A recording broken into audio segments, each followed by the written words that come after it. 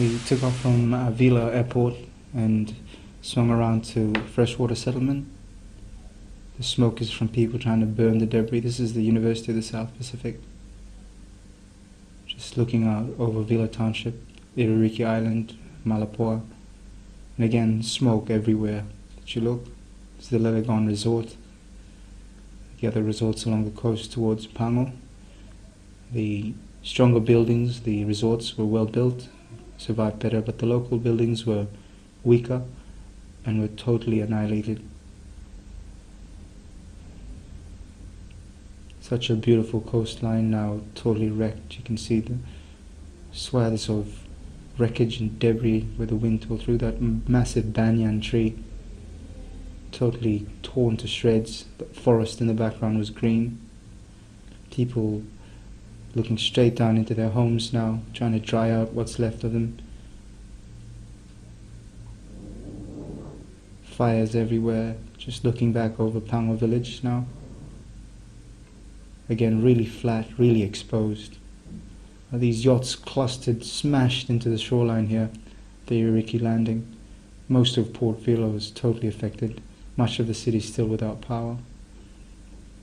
Ifira Island in front of Port Vila got some of the worst of it. It's coming over Ifira Point here. You can see how flat it is. See the trees stripped of their leaves, ripped out. Again, well-built houses standing, but those not so well built, torn to shreds. The wind in the aircraft was pretty strong, trying to hold the camera steady here. Apologize for the shake. Again, just massive, widespread destruction. We say the cyclone stayed so long and was so strong from 10 to 2 in the morning that it just annihilated things. This is the UNELCO pilot windmill energy project. I thought these had been blown over, but on a second look I think they have dug ditches deep into the hillside and dropped them and strapped them down to save them from the cyclone, and it looks like it's worked. Again, the communities along Devil's Point, really flat, totally ripped to shreds, so much mess. Those are full trees you're seeing, not little twigs. These are logs, massive trees that have been torn to shreds by the wind. So much mess, so much debris, so much loss. Again, just crossing into Mele village here, 4,000 residents. The river coming in on the left of the screen flooded the whole of this village. Their houses were full of mud when I visited. They were scraping it out. Some said it would take weeks to dry out. All their food gardens are damaged. They have 1 more week left of the crops from their harvest before everything is gone.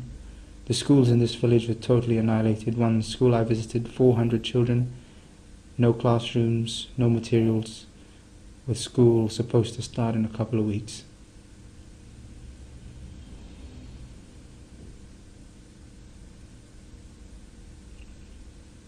Again, massive trees torn to shreds. On the ground, none of the trees have leaves. And the flying debris and the flying sheets of iron cut through what was left of anything that the wind left behind. What was once a beautiful, green, lush landscape is now dry and dead. And the sun is the worst thing, according to the farmers, because if there had been rain after the cyclone, it would have saved some of the crops. But with the baking sun, it's just dried everything out and killed everything. Such a beautiful but such a desolate landscape at the moment.